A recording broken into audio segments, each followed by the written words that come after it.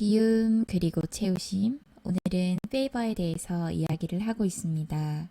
2부 시작해 보도록 할게요. 1부에서 하영록 회장님은 2년 만에 겨우 만난 심장을 옆병실의 여인에게 주게 되었어요. 그녀는 이식 수술을 받고 죽음의 위기를 넘겼죠. 하지만 회장님은 정확히 그로부터 일주일 뒤 호흡곤란으로 혼수 상태에 빠졌어요. 그런데 이상한 일이 벌어지기 시작했어요. 병원의 분위기가 달라지기 시작했대요. 죽음을 앞둔 환자가 다른 사람에게 심장을 양보했다는 이야기가 퍼지면서 감동을 받은 간호사와 병원 직원들이 변하기 시작한 거예요.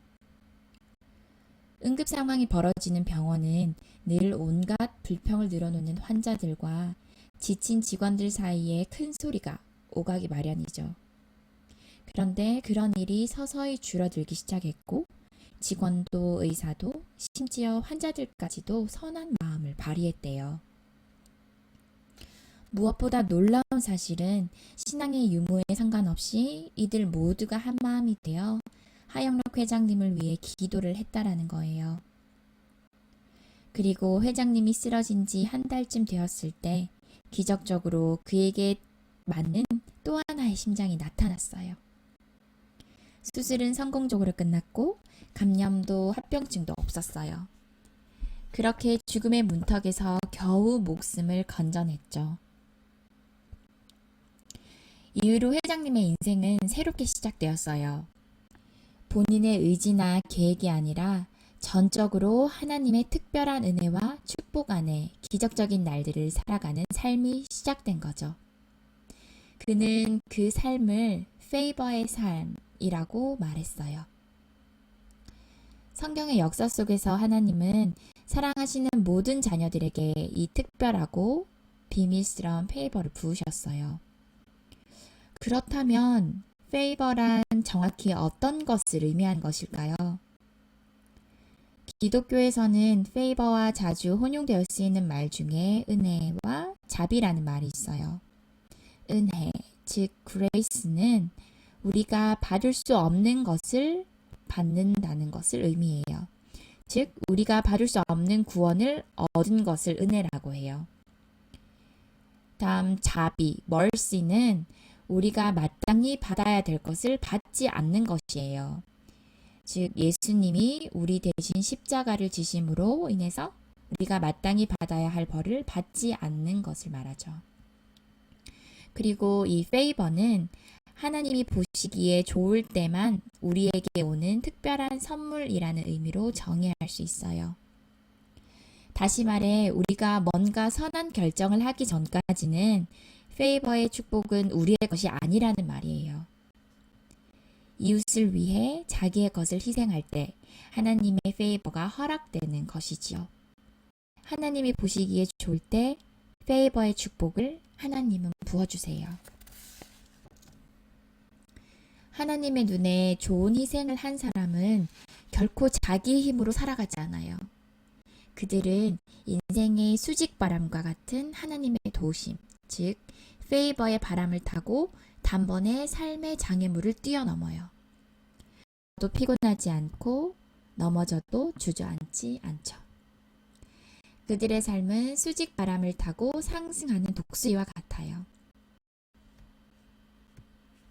이사야서 40장 31절 말씀 오직 여호와를 앙망하는 자는 새 힘을 얻으리니 독수리가 날개치며 올라감 같을 것이요 다름박질하여도 곤비하지 아니하겠고 걸어가도 피곤하지 아니하리로다. 그리고 이 책의 후반부에는 회장님이 계속해서 경험한 페이버들에 대해 상세하게 소개하고 있어요. 자, 여러분들의 이웃은 누구인가요? 혹시 내가 사랑해야 할 그 이웃이 지금 떠오르시나요? 나의 가장 가까운 이웃을 위해 오늘 희생을 결심해 보는 것은 어떤가요? 그것은 결코 손해보는 일이 아님을 경험을 통해 알게 되실 거예요.